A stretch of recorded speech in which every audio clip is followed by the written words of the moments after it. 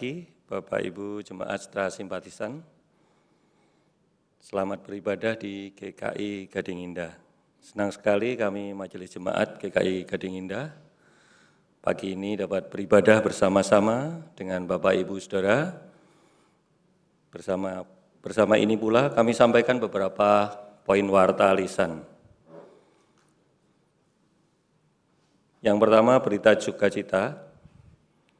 Telah berpulang ke rumah Bapa di Sorga, Ibu Damayanti Cugito, 69 tahun pada hari Rabu, 7 Februari 2024. Mama dari Ibu Evianti Mulya, Bapak Antoni Mulya, Bapak Samuel Mulya, Mama mertua dari Bapak David Silvanus, Oma dari Saudara Daniel, Saudari Mariel, Saudari Catriel. Jenazah telah dimakamkan pada hari Jumat 9 Februari 2024 di pemakaman San Diego Hills. Kiranya kekuatan dan penghiburan dari Tuhan Yesus senantiasa menaungi keluarga yang ditinggalkan. Yang kedua, ibadah Rabu Abu akan diadakan pada hari Rabu 14 Februari 2024 jam 18 di GKI Gading Indah. Ibadah akan diadakan secara hibrida, on-site dan online dengan live streaming. Bagi anggota jemaat simpatisan yang hendak mengikuti secara online, dapat mengambil abu untuk ritus penorehan abu di meja penyambutan pada hari ini, 11 Februari. Ibadah Rabu Abu dapat diikuti oleh seluruh anggota keluarga tanpa memandang usia. Mari kita bersiap memasuki masa-masa Prapaskah dengan merayakan ibadah Rabu Abu. Warta yang ketiga, tahukah saudara bahwa banyak penelitian yang menunjukkan menyanyi bisa menjadi sarana stress release. Setelah seminggu penuh kita berjibaku dengan sekolah, les, kerja, dan beban-beban lainnya, bernyanyi bersama dalam paduan suara akan membawa kelegaan fisik maupun mental. Secara khusus, remaja dan pemuda diundang untuk bergabung dalam Joyful Noise. Ini adalah paduan suara muda-mudi yang latihannya diadakan setiap hari Jumat jam 18.30 dengan Kak Berta Pasaribu sebagai pelatihnya. Mari kita memuji Tuhan sekaligus healing bersama dengan teman-teman. Warta yang keempat, Malam Puji dan Sabda dengan tema Robert Raikes, pendiri sekolah minggu Biarlah Anak-anak Datang Kepadanya, akan diadakan pada hari Kamis 15 Februari 2024 pukul 19.30 di GKI Gading Indah. Akan dipimpin oleh Pendeta Emeritus Roni Nathanael. Selanjutnya warta mengenai Bina Pranikah. GKI Klasis Jakarta Utara dan GKI Seroja mengadakan Bina Pranikah yang akan diadakan pada hari Sabtu 9 dan 16 Maret 2024 jam 7.30 sampai 16, tempat terbatas. Informasi dapat menghubungi Penatua Retno atau Tata Usaha GKI Seroja. Kemudian Bina Pranikah juga akan dilakukan oleh GKI Kelapa Jengkir yang akan diadakan pada hari Sabtu tanggal 2, tanggal 9, tanggal 16, dan 23 Maret 2024, pukul 16 sampai 19 via Zoom. Pendaftaran paling lambat 29 Februari 2024. Pendaftaran dapat menghubungi Tata Usaha GKI Kelapa Jengkir. Majelis Jemaat GKI Gading Indah mengingatkan agar jemaat dan simpatisan yang kurang sehat, batuk, pilek, flu, ataupun demam, agar menjaga protokol kesehatan dengan selalu memakai masker apabila sedang beribadah atau beraktivitas di lingkungan gereja. Demikian pokok warta hari ini. Kebaktian hari ini dengan tema Kemuliaan dalam Solidaritas Tanpa Batas akan dipimpin oleh Penatua Ana Nuraini. Jemaat dipersilakan untuk bersaat teduh sejenak sebelum ibadah dimulai.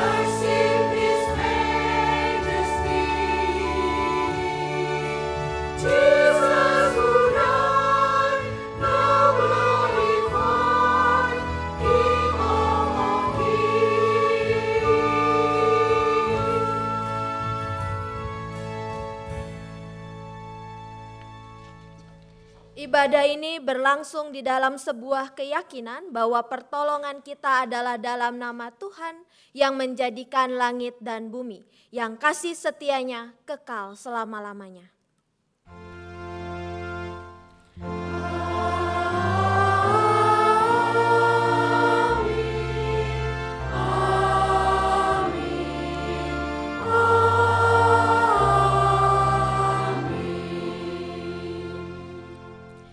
Salam sejahtera bagi saudara yang datang dalam nama Tuhan. Tuhan besertamu.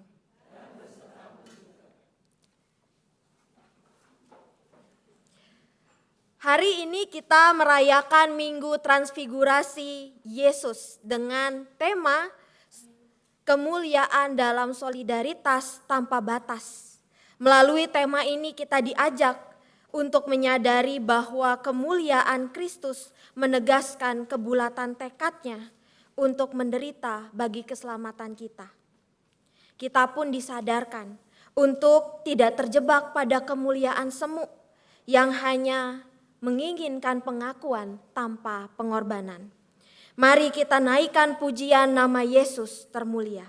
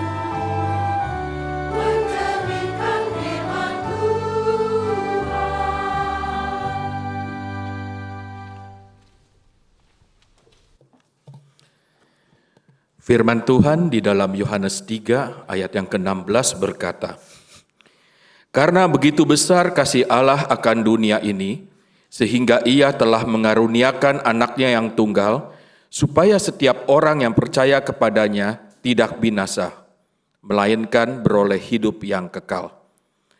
Marilah di dalam segala kerendahan, kita mengaku dosa dan memohon pengampunan dari Tuhan. Umat dipersilahkan melakukan pengakuan dosa secara pribadi dan nanti akan ditutup dengan doa dari penatua.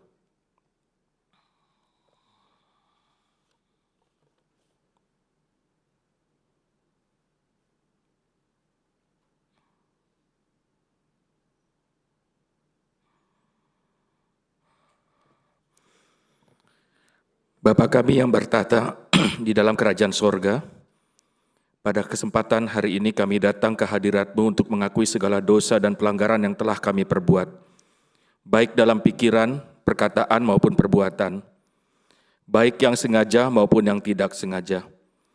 Kami tahu ya Bapa, Engkau adalah Allah yang Maha Tahu. Bagaimanapun kami menutupi segala dosa dan pelanggaran yang telah kami perbuat, tidak akan ada yang tersembunyi lagi bagi-Mu.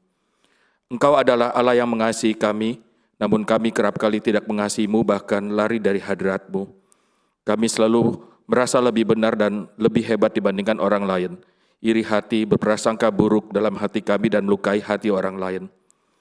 Oleh karena itu ya Bapa, kiranya Engkau sudi mengampuni segala dosa yang telah kami perbuat. Kiranya Engkau mau mengasihi kami menurut kasih setia-Mu. Inilah doa kami yang kami panjatkan dalam nama Tuhan kami Yesus Kristus. Amin.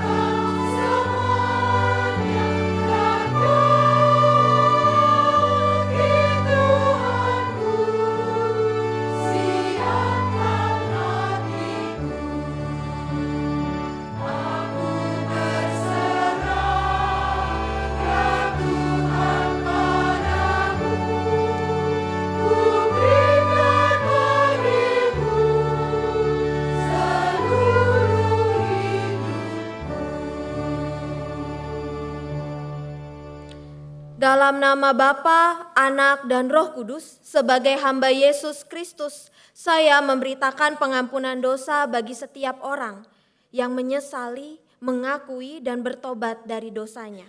Firman Tuhan dalam Ibrani 9 ayat 28 berbunyi demikian. Demikian pula Kristus hanya satu kali saja dipersembahkan untuk menanggung dosa banyak orang.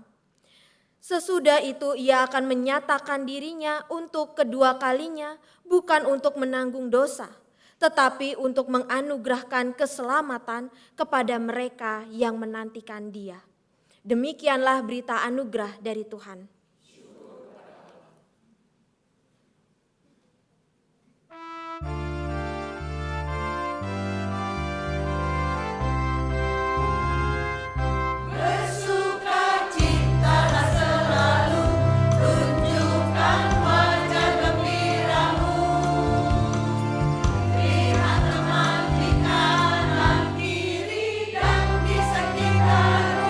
Berikan salam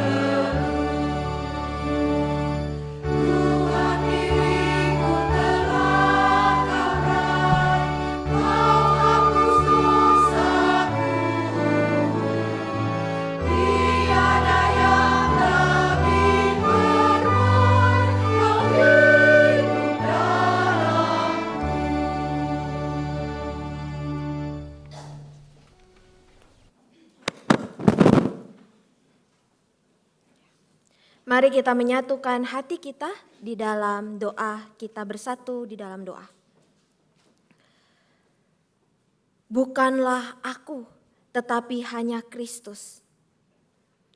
Pujian yang kami naikkan ya Tuhan, dengan segala kerendahan hati, karena kami menyadari bahwa Engkau telah mengangkat kami, melayakkan kami, mendekatkan, bahkan meraih kami di dalam kasih-Mu. Itu sebabnya ya Allah, pagi ini ketika kami datang ke hadirat-Mu, kami memohon tuntunan dan bimbingan Tuhan, karena kami membutuhkan Engkau ya Allah, membutuhkan Engkau untuk menerangi jalan hidup kami.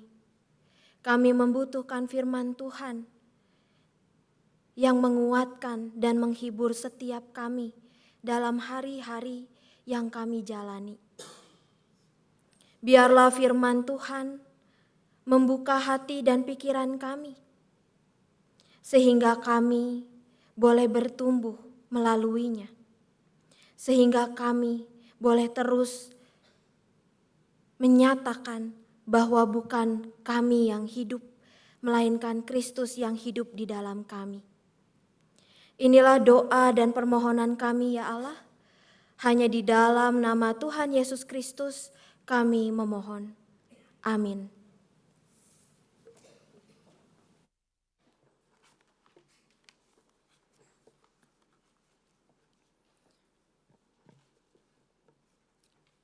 Bacaan pertama diambil dari 2 Raja-Raja 2 ayat 1 sampai 12. 2 Raja-Raja 2 ayat 1 sampai 12.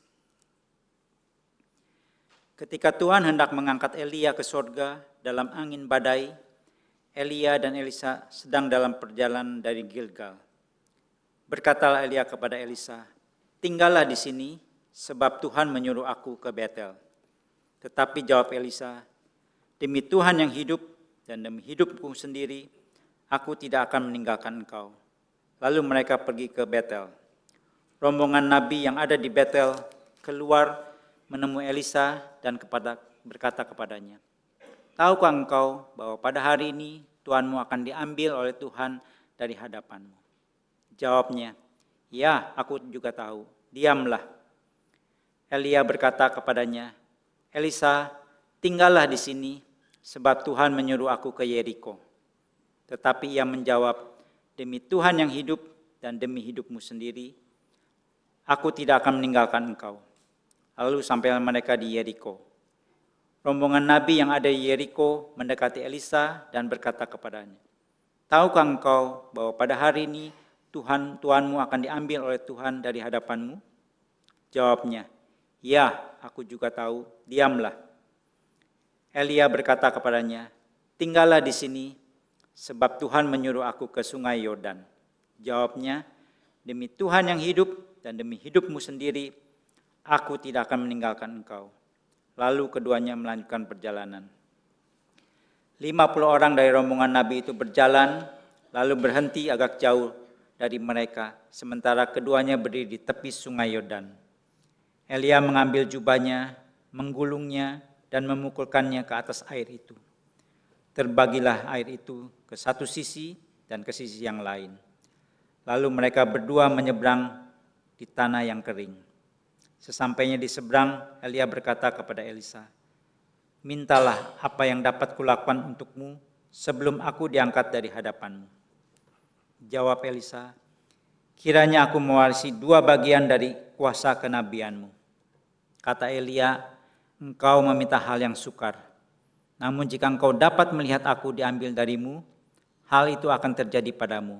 Jika tidak, hal itu tidak akan terjadi."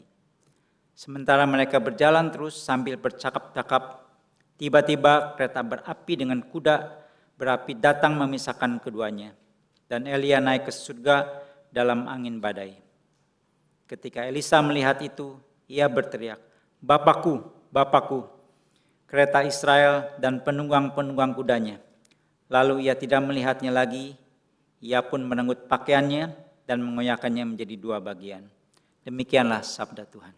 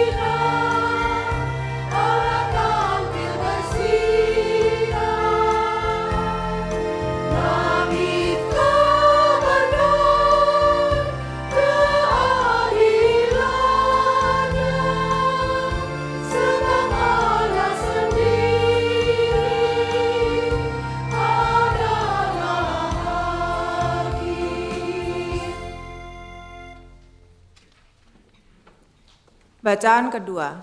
Bacaan kedua diambil dari 2 Korintus 4 ayat 3 sampai dengan 6. 2 Korintus 4 ayat 3 sampai dengan 6. Jika Injil yang kami beritakan masih tertutup juga, Injil itu tertutup untuk mereka yang akan binasa, yaitu orang-orang yang tidak percaya, yang pikirannya telah dibutakan oleh ilah zaman ini, sehingga mereka tidak melihat cahaya Injil tentang kemuliaan Kristus yang adalah gambar Allah. Sebab bukan diri kami yang kami beritakan, tetapi Yesus Kristus sebagai Tuhan, dan diri kami sebagai hamba-Mu karena kehendak Yesus. Sebab Allah yang telah berfirman, dari dalam gelap akan bercahayalah terang, Ia juga yang akan membuat terang bercahaya di dalam hati kita, supaya kita beroleh terang dari pengetahuan tentang kemuliaan Allah yang tampak pada wajah Kristus. Demikian sabda Tuhan.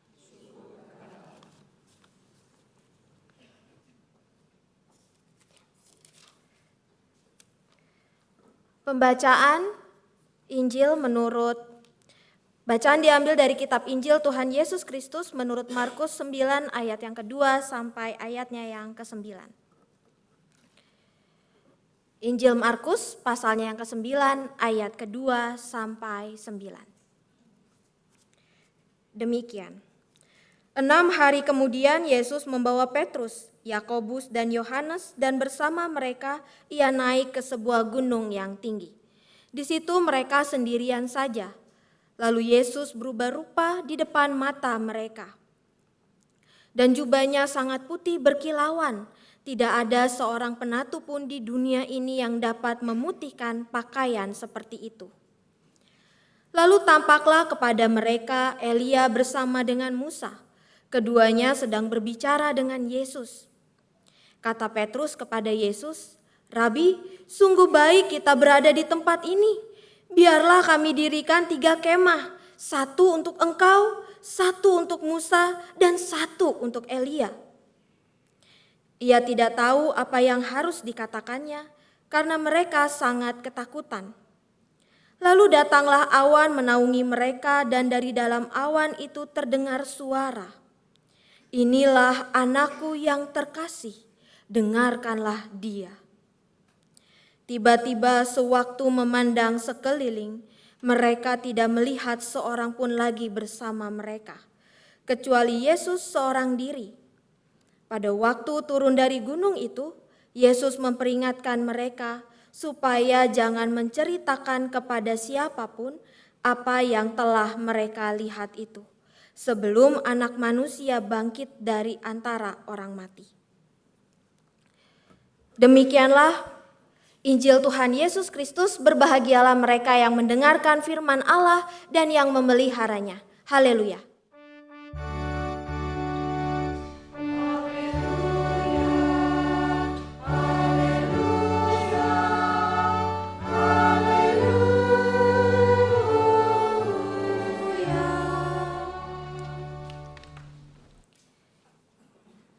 Selamat pagi Ibu Bapak dan saudara-saudari semuanya. Selamat tahun baru. Ya, hari Senin yang lalu saya baru saja menguji keberanian diri saya. Saya baru belajar mobil Bapak Ibu. Jadi saya bawa mobil gereja pergi ke STFT Jakarta. Dan di hari Senin itu saya punya kesempatan berjumpa dengan salah satu dosen saya.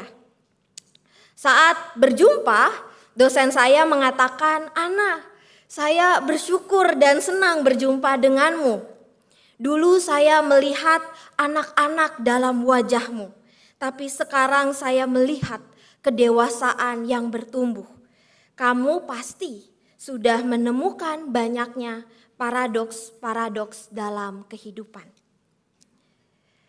Beliau itu tinggi Bapak Ibu Saudara, jadi asumsi saya sebetulnya mungkin karena beliau tinggi tampaklah uban-uban yang mulai tumbuh di kepala saya. Sehingga sebetulnya kedewasaan itu adalah tanda penuaan. Tapi apa yang mau saya garis bawahi bukan dewasanya, melainkan bahwa menyadari dalam masa kehidupan saya dan kita semua, mungkin kita pernah yang namanya memiliki pola pikir biner. Pola pikir di mana seseorang hanya mengenal ini atau itu, sedih atau senang, dan duka atau suka, senang atau susah, mulia atau hina. Lalu terbentuklah cara melihat hidup yang hanya terbagi dalam dua golongan tersebut, hitam dan putih. Dan timbullah kesimpulan-kesimpulan yang kelewat menyederhanakan. Kesimpulan yang terlewat sederhana sehingga tidak utuh. Seperti puzzle ada yang hilang. Tidak lengkap memahami dunia, tidak lengkap memandang kehidupan.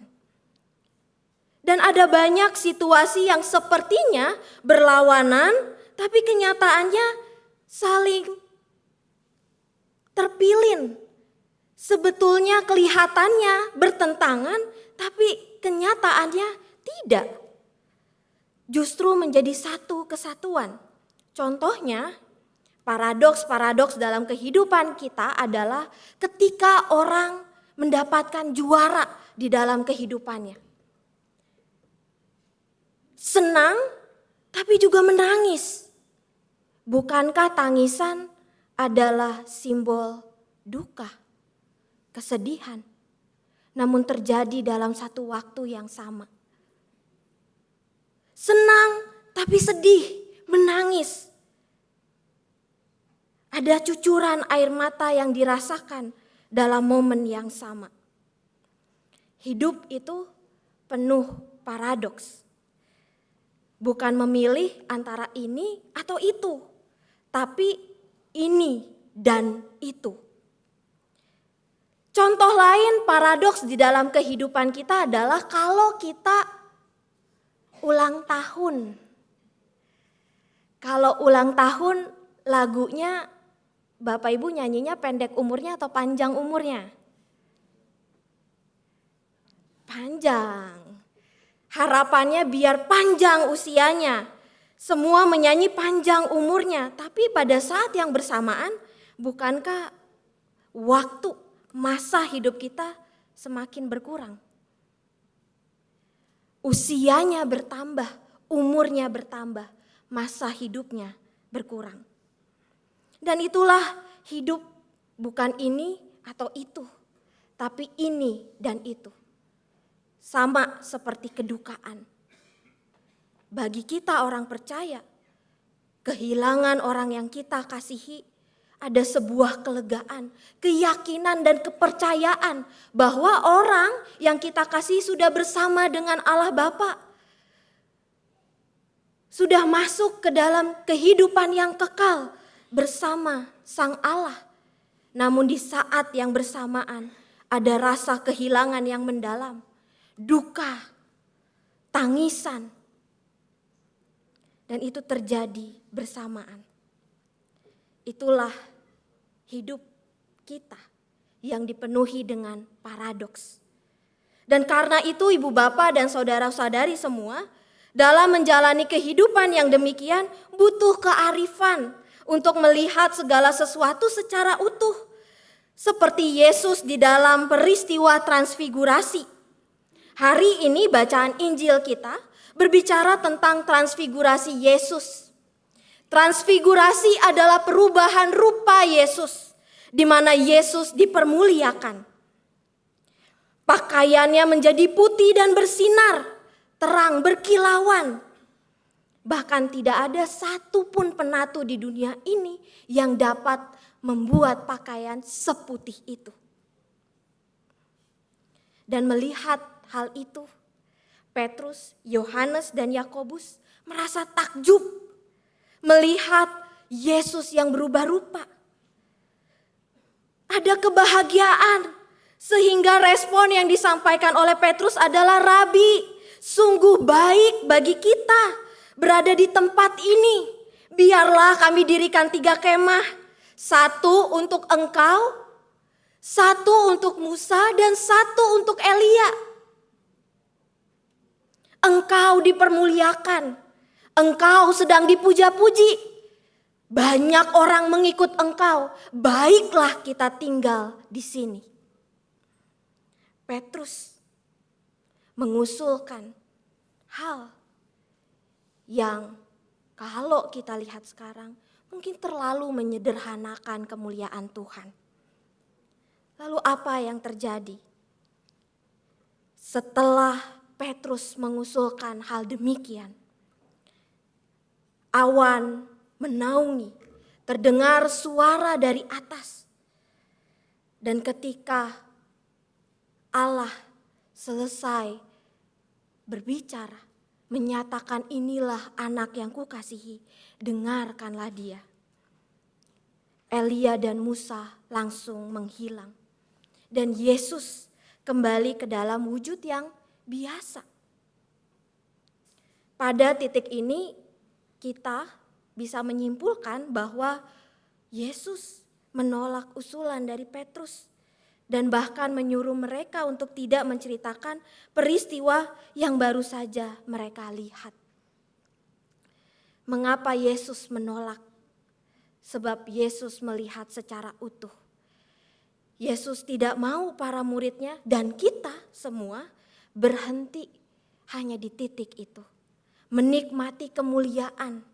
Di salah satu penafsir mengatakan di Gunung Tabor. Menikmati kemuliaan Yesus di Gunung Tabor itu selamanya. Karena Yesus sendiri harus melangkah ke gunung lainnya. Tepatnya sebuah bukit bernama Golgota. Yesus tidak ingin Bapak Ibu bahwa para muridnya terpesona dan memberitakan kuasa dan kemuliaan yang tidak utuh. Sebab kemuliaan Tuhan hanya akan menjadi utuh melalui penderitaan yang harus dijalani. Peristiwa transfigurasi, perubahan wujud Yesus, Tuhan dipermuliakan, terjadi sebelum ia memasuki jalan penderitaan. Dan karena itu saya mau mengajak kita melihat peristiwa transfigurasi ini dengan utuh. Di Gunung Tabor, Yesus dipermuliakan. Bajunya putih bercahaya, berkilauan. Dipermuliakan bersama dengan 2 orang kudus, Musa dan Elia. Tapi di Bukit Golgota, Yesus dihina. Bajunya terjabik dan ternoda oleh darah. Diapit oleh 2 penjahat. Dipermuliakan dan dihina, berkilau, bercahaya, dan ternoda bersama dengan 2 orang kudus dan diapit oleh 2 penjahat. Di Gunung Tabor Allah berkata, inilah anakku yang kukasihi, yang terkasih, dengarkanlah dia. Apa yang terjadi di Bukit Golgota? Allah berdiam, Yesus berseru, Allahku, Allahku, mengapa engkau meninggalkan aku? Didengarkan, namun juga Allah berdiam. Dan itu untuk keselamatan bagi banyak orang, bagi dunia, bagi Bapak Ibu, saya dan kita semua. Ibu Bapak, dari peristiwa transfigurasi ini kita belajar bahwa Yesus tidak ingin para murid termasuk kita merasa bahagia menyaksikan kuasanya, kemuliaannya hanya dengan terpaku kepada kehebatan-kehebatannya. Namun Yesus juga ingin para murid menyadari panggilan dan misinya bagi dunia, yaitu keselamatan bagi banyak orang. Takjub bukan pada kemuliaan, melainkan kepada tindakan Allah yang membawa keselamatan. Melihat secara utuh bahwa kemuliaannya menjadi paripurna, sempurna ketika ia memberi diri di Bukit Golgota, bukan untuk segelintir orang, sekelompok tertentu, tapi bagi seisi dunia. Kemuliaan dalam solidaritas tanpa batas, bukan hanya untuk dinikmati oleh para murid, tetapi oleh banyak orang. Pesannya bagi kita ialah mudah bagi kita Bapak Ibu untuk terjebak dalam kenyamanan, menikmati semua yang tidak menyakitkan, mencari kesenangan. Tapi itu bukan cara Yesus. Dan itu bukan cara hidup kita. Seperti Yesus yang dengan setia dan taat mengikuti kehendak Sang Bapa, begitu juga dengan kita. Diajak untuk taat dan setia mengikut Dia. Mari melihat dengan utuh kehidupan yang kita jalani dengan meneladani apa yang dilakukan Yesus. Taat dan setia melakukan kehendaknya sekalipun kita harus menghadapi penderitaan, hambatan, bahkan hal-hal yang menyakitkan, tidak menyenangkan. Tetapi inilah jalan yang Yesus pilih. Dan seharusnya itu juga menjadi jalan bagi setiap kita. Dan ingatlah ketika kita menjalaninya, ketika kita taat dan setia, melakukan kehendak Tuhan, bahkan di dalam penderitaan dan hal yang tidak menyenangkan, Tuhan sudah terlebih dahulu melakukannya untuk kita. Tuhan dalam peristiwa transfigurasi menegaskan pilihannya untuk masuk ke dalam penderitaan. Dan karena itu seorang penulis bernama Tim Keller mengatakan, penderitaan tidak akan dapat ditanggung jika kita tidak yakin bahwa Allah ada bagimu dan bersamamu. Yesus telah meneguhkan pilihannya untuk berada bersama dan bagi kita. Maka ketika kita memilih untuk mengikuti kehendak dan setia kepadanya, percayalah bahwa Allah menyertai setiap langkah kita. Tuhan menolong kita. Amin.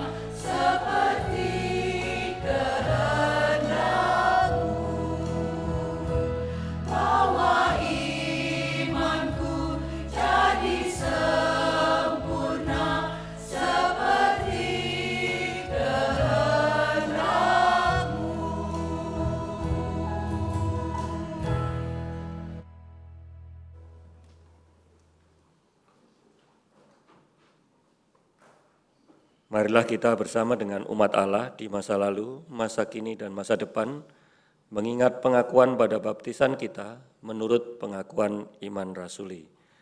Aku percaya pada Allah, Bapa yang Maha Kuasa, Khalik langit dan bumi, dan kepada Yesus Kristus, anaknya yang tunggal Tuhan kita, yang dikandung dari Roh Kudus, lahir dari anak darah Maria, yang menderita sengsara di bawah pemerintahan Pontius Pilatus, disalibkan, mati, dan dikuburkan, turun ke dalam kerajaan maut. Pada hari yang ketiga, bangkit pula dari antara orang mati, naik surga, duduk kanan Allah, Ya yang Maha Kuasa, dan saya datang untuk menghakimi orang yang hidup dan yang mati.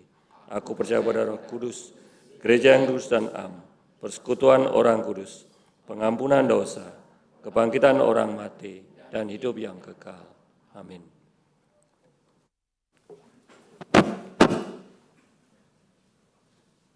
Mari kita menaikkan syafaat-syafaat kita bersatu di dalam doa. Ya Allah Bapa di dalam surga, saat ini kami bersyukur Tuhan, bahwa kami boleh bersama-sama merayakan peristiwa transfigurasi Yesus Kristus. Ia yang berubah rupa, justru mau menyatakan, menegaskan pilihannya untuk memasuki penderitaan bagi setiap kami, agar kami dapat diraih dan direngkuh ke dalam kasih-Mu, agar kami dapat dilayakan, diampuni dan dianugerahi keselamatan. Kiranya ya Allah, melalui firman yang boleh kami renungkan dan baca bersama-sama, kami boleh melihat, memandang kehidupan kami secara utuh. Tidak hanya memilih yang senang, yang membahagiakan, namun juga yang mau rela berkorban dalam kesulitan, penderitaan, seperti yang sudah Tuhan Yesus teladankan di dalam kehidupan kami. Kiranya kami dapat menghayati ya Allah, bahwa hidup kami adalah hidup di mana Tuhan Yesus telah tinggal di dalam setiap kami. Sehingga kehendak-Mu adalah juga kehendak kami.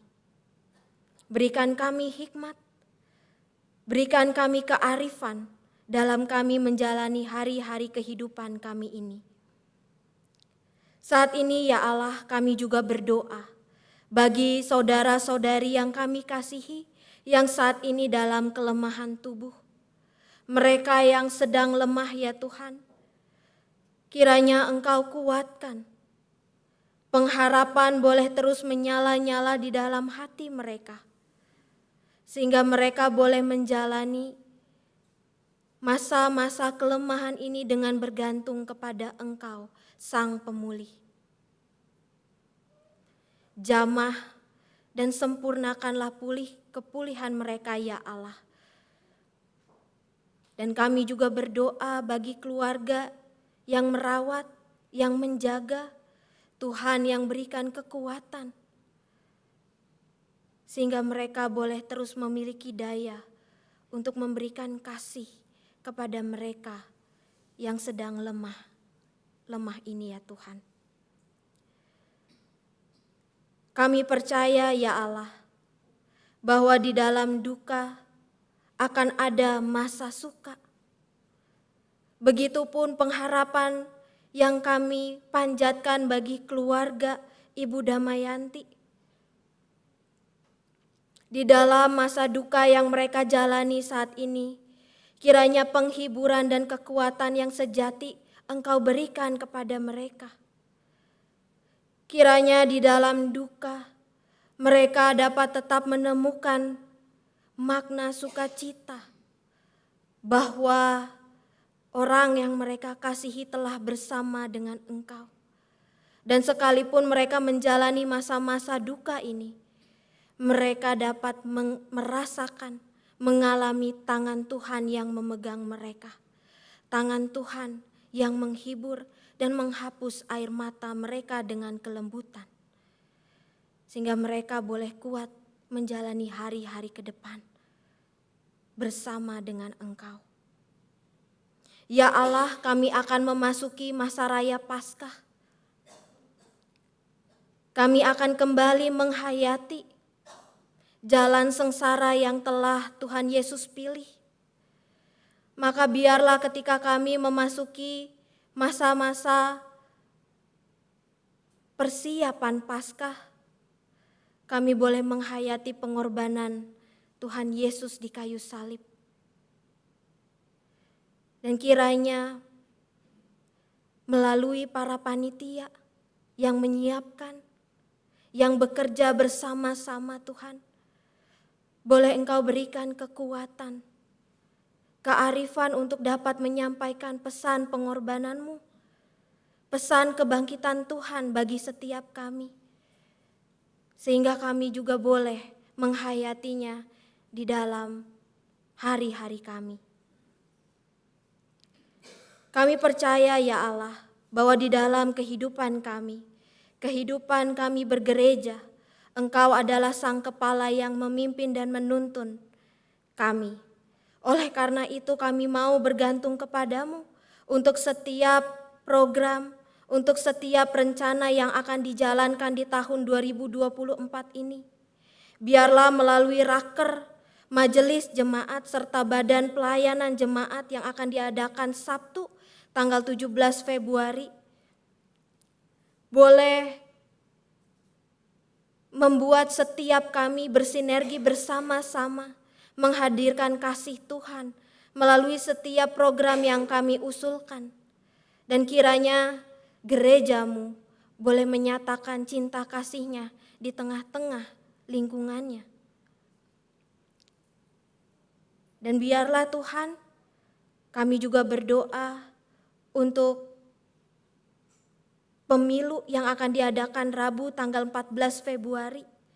Ketika kami harus memakai hak suara kami, biarlah kami boleh menimbang, kami boleh Engkau berikan hikmat untuk dapat memilih pemimpin yang menjalankan amanat untuk kesejahteraan dan kedamaian bagi bangsa ini ya Tuhan. Biarlah jalannya pemilu boleh berjalan dengan damai. Kami boleh bersama-sama melakukan pemungutan suara dengan kedamaian yang juga Engkau berikan kepada setiap kami. Dan pemimpin siapapun yang akan terpilih Tuhan, kami percaya bahwa mereka juga adalah bagian dari rencana-Mu bagi Indonesia ini. Kami berdoa untuk keamanan bangsa dan negara. Biarlah di tengah peliknya dunia politik yang sedang berjalan saat ini ya Tuhan, kedamaian boleh terus diperjuangkan, keadilan boleh terus dinyatakan. Dan kiranya kami semua sebagai warga negara Indonesia, kami boleh memberikan kontribusi kami dengan menjadi warga yang bertanggung jawab, turut membawa damai di tengah-tengah lingkungan kami, kehidupan kami di tengah masyarakat. Dan biarlah kami juga boleh menjadi agen-agen perdamaian dimanapun Engkau tempatkan kami. Sehingga perdamaian di dunia boleh semakin dinyatakan.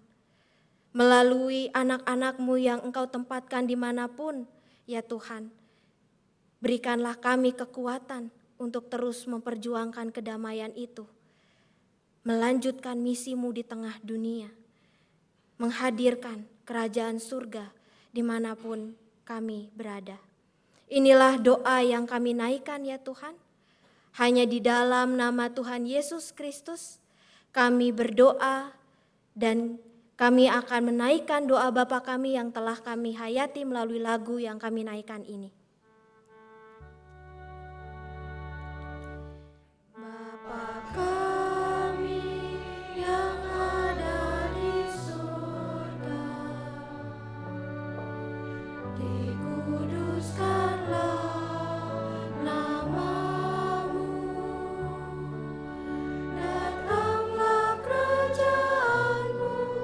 Jadilah kehendak-Mu di bumi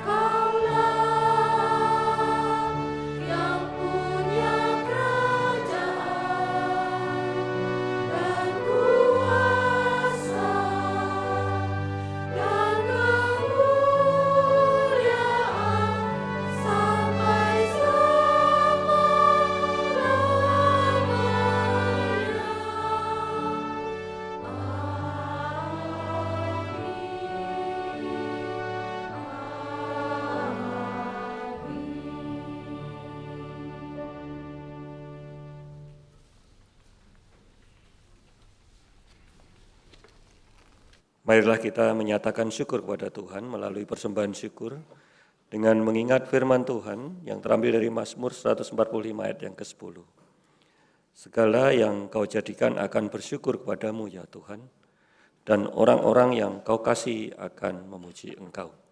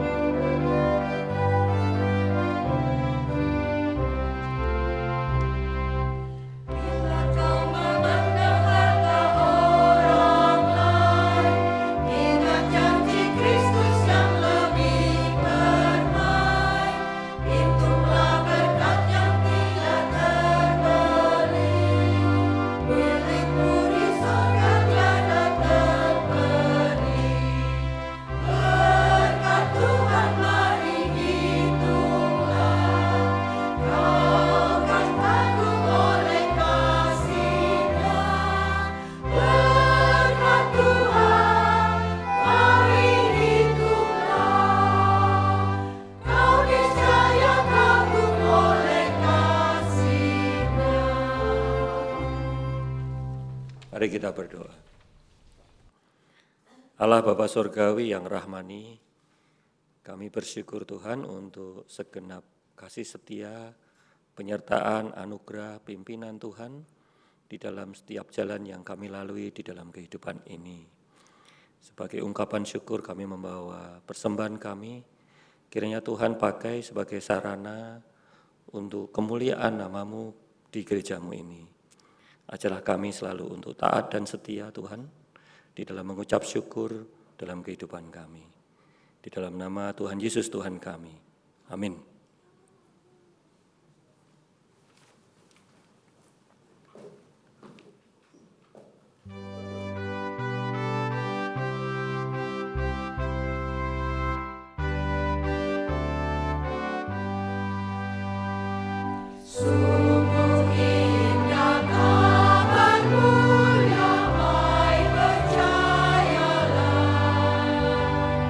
Yesus Kristus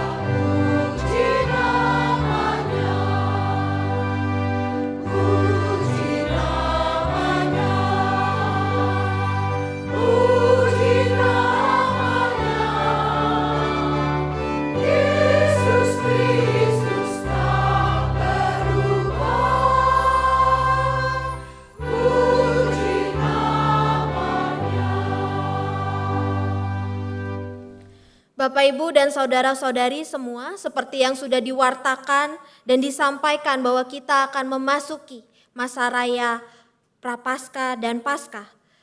Di tanggal 14 Februari kita akan kembali melakukan ibadah Rabu Abu. Dan karena Rabu Abu bukanlah sakramen, maka anak-anak, remaja boleh mengikutinya. Dan akan dilakukan ibadah secara hybrid, online dan onsite. Dan bagi Bapak Ibu yang akan mengikuti secara onsite, telah disediakan abu di bawah untuk dibawa pulang, dan nanti pada saat Rabu Abu dapat dilakukan penorehan di rumah masing-masing.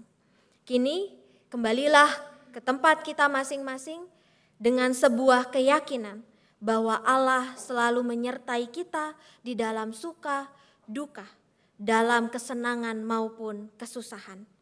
Arahkanlah hatimu kepada Tuhan. Jadilah saksi Kristus. Terpujilah Tuhan dan terimalah berkat Tuhan. Tuhan memberkati kita dan melindungi kita. Tuhan menyinari kita dengan wajah-Nya dan memberi kita kasih karunia. Tuhan menghadapkan wajah-Nya kepada kita dan memberi kita damai sejahtera.